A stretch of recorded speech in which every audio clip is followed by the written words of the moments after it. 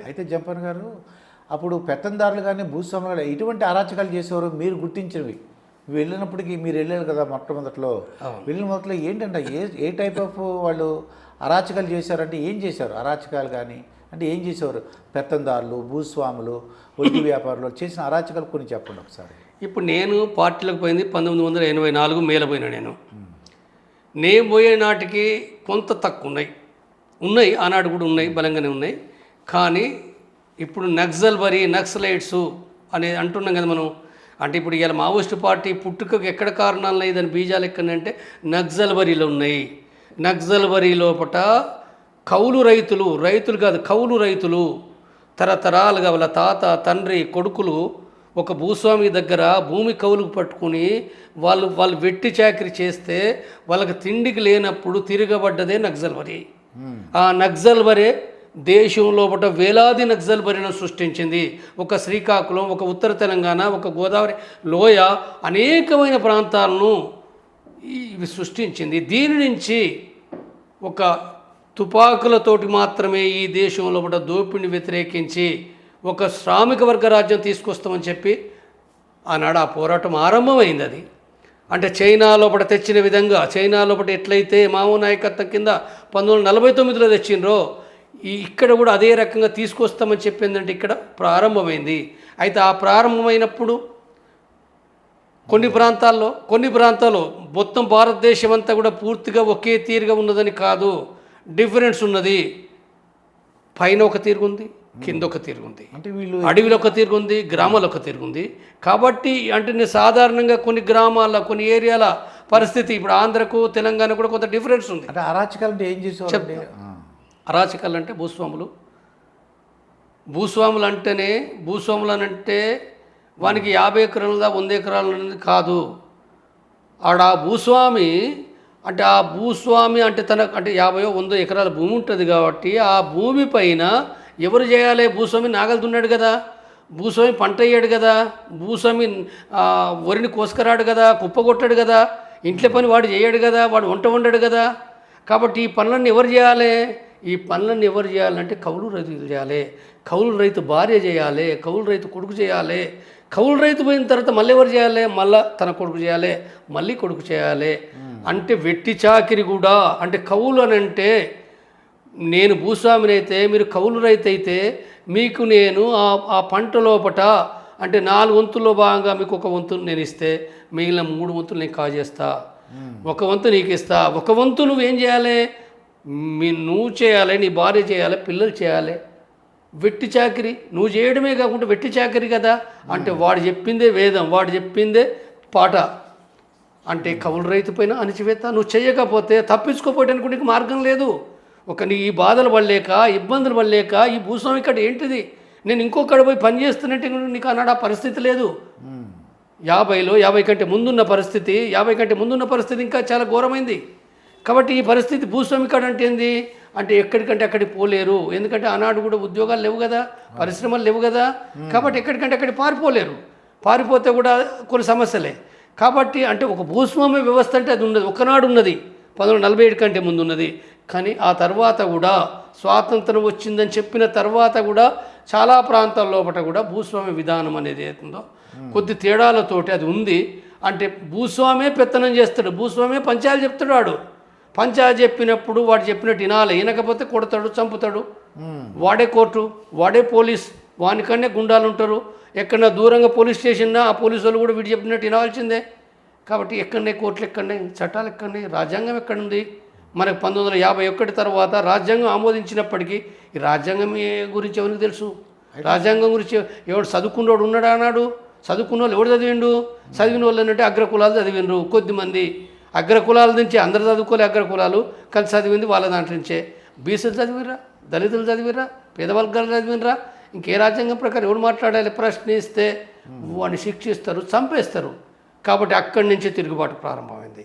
అనేక వెట్టి చాకర్లు మహిళలను అత్యాచారం చేశారు. భూస్వామి కనపడ్డ మహిళలను కూడా అత్యాచారం చేసిండు కదా వాడు. ఎన్నో జరిగినాయి కదా సంఘటనలు. ఎన్ని రకాల ఘోరాలు ఉన్నాయి.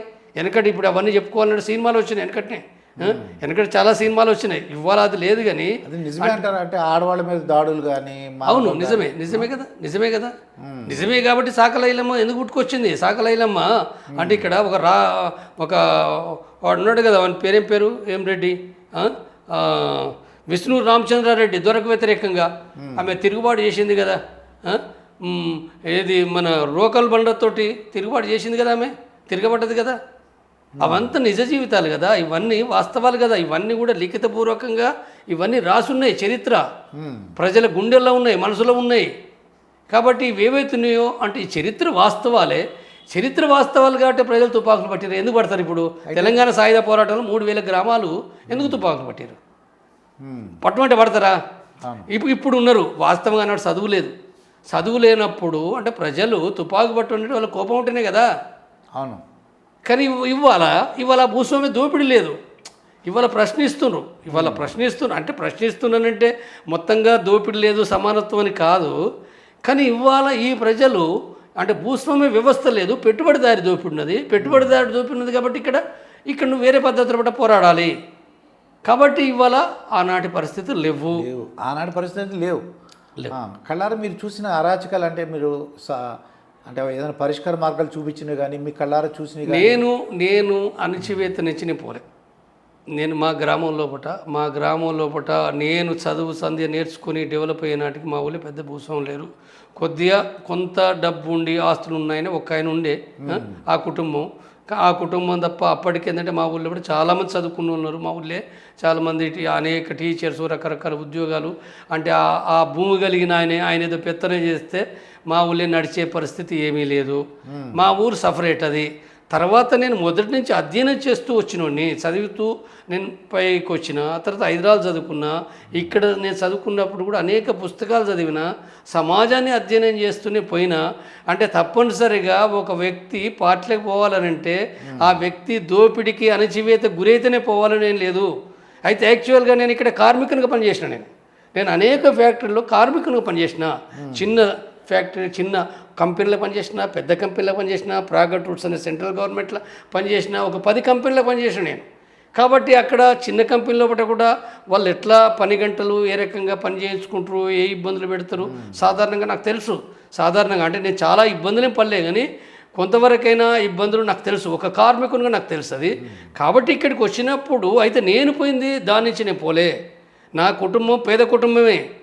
మేము భూమి మాకు లేదు, మాకు పంటలు లేవు, మేము అప్పుల పాలై మాకు తిండే ఇబ్బందిగా ఉన్న పరిస్థితి మా కుటుంబంలో ఉంది. పండుగలకు కూడా మేము ఏ చికెన్లు మటన్లు వాడలే, మేము ఏ చేయాలి తాగలే.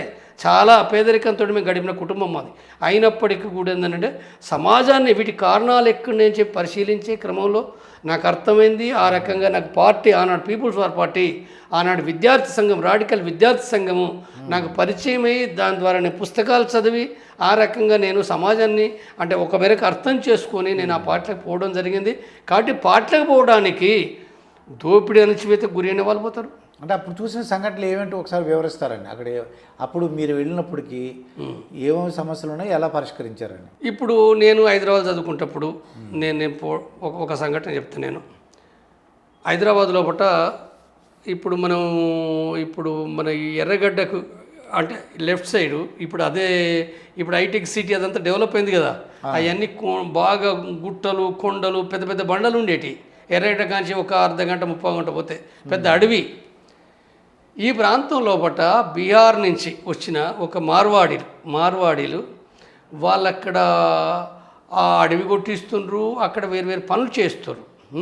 ఆ పనులు చేసే కాడ రాయలసీమ నుంచి ఆ ప్రజలను అంటే తిండికి లేని వాళ్ళు ఉంటారు కాబట్టి ఏదో రకంగా మేస్త్రీల ద్వారా ఆర్గనైజ్ చేసుకొని వాళ్ళని అక్కడ తెప్పించుకున్నారు. దాదాపు సుమారు 100 మందితోటి కూడా ఆ పని చేయిస్తారు. ఆ పని చేయించడం ఏందో అక్కడ చుట్టూ ఆ బిహారీ మార్వాడి వాళ్ళకి సంబంధించింది ఏందో వాళ్ళకి సంబంధించిన గుండాలు ఉంటారు. వాళ్ళ అక్కడ కత్తులు, కటార్లు, ఇంకేమేమో కొన్ని ఉంటాయి. కుక్కలు ఉంటాయి. ఆ కుక్కలు కూడా చాలా భయానకమైన కుక్కలే. ఆ కుక్కలను పెట్టుకొని వీళ్ళు ఎక్కడికి పోకుండా వీళ్ళతోటి పని చేయిస్తారు. చాలా ఘోరమైన పని, అంటే బానిస పద్ధతిలో కూడా పని చేయిస్తారు. వాళ్ళు పారిపోయడానికి కూడా వీల్లేదు. ఎవరైనా పారిపోదాం అనుకుంటే కూడా వాళ్ళు పట్టుకొస్తారు, మళ్ళీ కొడతారు, అందులో కూడా పని చేసుకుంటారు. కాబట్టి ఇలాంటి పరిస్థితుల్లో ఆనాన్న రాడికల్ విద్యార్థి సంఘానికి అంటే ఈ సమాచారం వచ్చింది. అంటే పని చేయించుకునే వాళ్ళకి అన్నం పెట్టేవారు అంతే. అన్నం పెట్టేవాళ్ళు అంటే అది కూడా చాలా ఇబ్బందిగా, చాలా వాళ్ళ చాలా ఘోరమైన పరిస్థితి. 84లో ఇది నేను చెప్పేది, 1984లో హైదరాబాద్లో మళ్ళీ. కాబట్టి ఇలాంటి పరిస్థితి లోపల అన్నం పెట్టేవారు, అన్నం పెట్టే జీతం కూడా తక్కువ ఇచ్చేది, చాలా ఇబ్బందులు పెట్టేది, హింస పెట్టేది వాళ్ళను. కాబట్టి ఇది ఏదైతే ఉందో ఈ రాడికల్ విద్యార్థి సంఘానికి సమాచారం వచ్చింది. ఈ సమాచారం వచ్చిన తర్వాత రాడికల్ విద్యార్థులు దాదాపు సుమారు ఒక 100 మంది అంటే ఇక్కడ మాసప్ ట్యాంక్ లోపల పాలిటెక్నిక్ ఉంది కదా, తర్వాత సాయిబాబా సైన్స్ కాలేజ్ ఉండే, తర్వాత మెడికల్ కాలేజ్ కోటిలో ఉన్న మెడికల్ కాలేజ్ నుంచి, ఉస్మానియా యూనివర్సిటీ నుంచి, ఇంకా వేరు కాలేజ్ నుంచి ఒక 100 మంది రాడికల్ విద్యార్థులు అక్కడికి పోయినాం. పోతూ కూడా తిరిగి అక్కడ పోయేటప్పుడు కూడా కొన్ని కట్టెలు దొరికించుకొని, కొంతమంది ముందు రాడ్లు కూడా దొరికించుకొని, అంటే ఎదుర్కోవడానికి కూడా అంటే మిలిటెంట్గా, అంటే రాడికల్ విద్యార్థి సంఘం అంటే కొంత మిలిటెంట్ కూడా ఎదుర్కొనే అది, ఎందుకంటే వాళ్ళు ఎవరైనా గుండాలు ఉన్నారు కాబట్టి వాళ్ళని ఎదుర్కోవాలని దాంతో పోయారు. పోతే దెబ్బకి వాళ్ళే పారిపోయారు. రాడికల్స్ వస్తారు, ఇది పెద్ద నక్సలైట్ సంస్థ అని చెప్పి అక్కడ పారిపోయాడు. పారిపోయిన తర్వాత మొత్తం ఆ వర్కర్స్ని అందరు తీసుకొని ఎక్కడికి రంగారెడ్డి కలెక్టర్ అని అంటే ఇప్పుడు ఎక్కడ ఉంది మన ఈ ఖైరతాబాద్ ఈ లకిడి కాపుల దగ్గర ఉన్నది కదా కలెక్టర్ ఆఫీసు. బహుశా ఇప్పుడు కూడా మరి అక్కడే ఉన్నదో ఎక్కడో తెలియదు, కానీ అక్కడ కలెక్టర్ ఆఫీస్ ఉండే. అక్కడికి వాళ్ళని తీసుకొచ్చి అంటే వివిధ బస్సుల్లో ఒకటి ఎక్కి ఫ్రీగానే, ఇక టికెట్ తీసుకునేది కూడా ఏం లేదు కదా రాడికల్ విద్యార్థులు, వాళ్ళకి లేదు వీళ్ళకి లేదు. అక్కడికి వచ్చి కలెక్టర్ కాడ ఆ మెమోరాండం ఇచ్చి ఇదేం పద్ధతి అని చెప్పి మాట్లాడితే కలెక్టరు ఇది కరెక్ట్ కాదు, సరే మేము చర్యలు తీసుకుంటాం అని చెప్పి అన్నారు. వాళ్ళు చర్యలు తీసుకున్నారో లేదో ఎవరికి తెలియదు, తీసుకున్నది లేదు, పోయింది లేదు. కానీ రాయలసీమ వాళ్ళు ఎవరైతుండ్రో వాళ్ళని తీసుకొని పాలిటెక్నిక్ లేదా సాయిబాబా సైన్స్ కాలేజ్కి అక్కడ తీసుకుపోయి వాళ్ళకి అక్కడ హాస్టల్లో కూడా తిండి పెట్టించి ఆ రాత్రి తెల్లారి వాళ్ళని ట్రైన్ ఎక్కించి పంపించిన ఘటన ఉంది. అది వాళ్ళని ఒక బానిసత్వం నుంచి విముక్తి కలిగింది అంటే ఇది అంటే నేను స్వయంగా పోరాటం అని అంటే ఇది. ఇక నెక్స్ట్ పోరాటం కాదు, మేము క్యాంపెయిన్ చేసినాం మేము. అంటే నేను పనిచేసింది రాడికల్ విద్యార్థి సంఘానికి నేను పరిచయం అయిన తర్వాత నేను ఒక 6 నెలలు మాత్రమే బయట ఉన్న. ఇక్కడ నేను 6 నెలలు మాత్రమే, అంటే జనవరిలో నాకు పరిచయం అయింది. 24 జనవరిలో పరిచయం అయితే మే లోపల నేను పాటలకు వెళ్ళిపోయిన అండర్ గ్రౌండ్ అయినండి. ఈ 6 నెలల కాలం లోపల నేను అన్ని మీటింగ్లకు అంటే కోటి ఎస్పీ హాల్ ఉన్నది, ఇప్పుడు ఉన్నదో లేదో తెలియదు, ఎస్పీ హాల్లో ఒకటి ఇప్పుడు అన్ని సుందరయ్య భవన్లో మీటింగ్లు జరుగుతాయి, అప్పుడు అన్ని కోటి ఎస్పీ హాల్లో ఒకటి మీటింగ్లు జరిగేటి.